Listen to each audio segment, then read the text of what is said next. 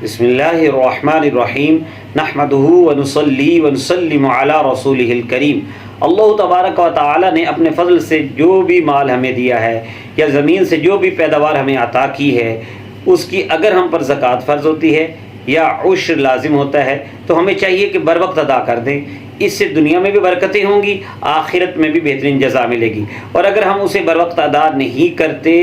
تو دنیا میں بھی بے برکتی ہے اور آخرت میں بھی اس کی سخت سزا ہے۔ اللہ تبارک و تعالی نے سورہ آل عمران کی آیت نمبر 180 میں ارشاد فرمایا، وَلَا يَحْسَبَنَّ الَّذِينَ يَبْخَلُونَ بِمَا آتَاهُمُ اللَّهُ مِنْ فَضْلِهِ وَخَيْرًا لَهُمْ، اور ہرگز نہ گمان کریں وہ لوگ جو بخل کرتے ہیں اس میں جو اللہ نے انہیں اپنے فضل سے دیا ہے کہ یہ بخل کرنا ان کے لیے بہتر ہے، بل هُوَ شَرٌّ لَهُمْ، بلکہ یہ بہت ہی برا ہے۔ سَيُطَوَّقُونَ مَا بَخِلُوا بِهِ يَوْمَ الْقِيَامَةِ، اور قیامت کے دن جو کچھ بھی مال میں انہوں نے بخل کیا ہے وہ مال ان کے گلوں میں طوق بنا کر پہنایا جائے گا۔ اس لیے ہمیں چاہیے کہ اپنے مال کی زکوٰۃ اور اپنی زمین کی پیداوار کا عشر بر وقت ادا کریں۔ زمین کی پیداوار کا عشر کب دیا جاتا ہے؟ جیسے ہی زمین کی پیداوار حاصل ہو اس کا عشر دینا لازم ہو جاتا ہے، اور زمین کی تمام پیداوار کا عشر دیا جائے گا۔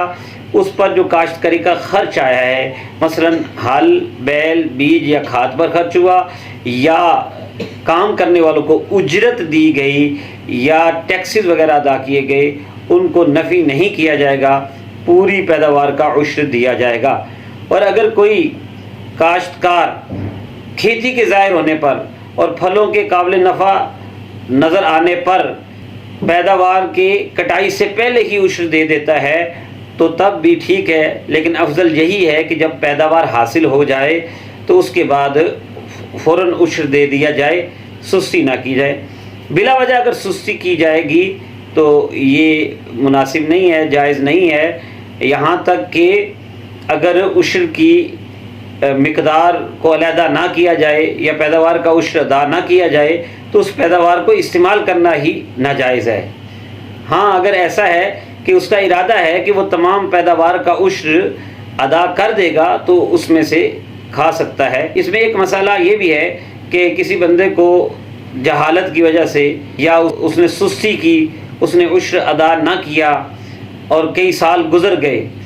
تو اب اسے ایک تو توبہ کرنی ہے اللہ کی بارگاہ میں کہ بہت لازمی فرض تھا جو اس نے ادا نہیں کیا، اور اس کے ساتھ ساتھ سارے سالوں کا حساب لگا کے اس عشر کی مقدار استطاعت کے مطابق اس کو ادا کرنا اب بھی لازم ہے، اس کے ذمے سے وہ ختم نہیں ہوئی۔ جب تک کہ وہ عشر ادا نہیں کرے گا وہ بری ذمہ نہیں ہوگا۔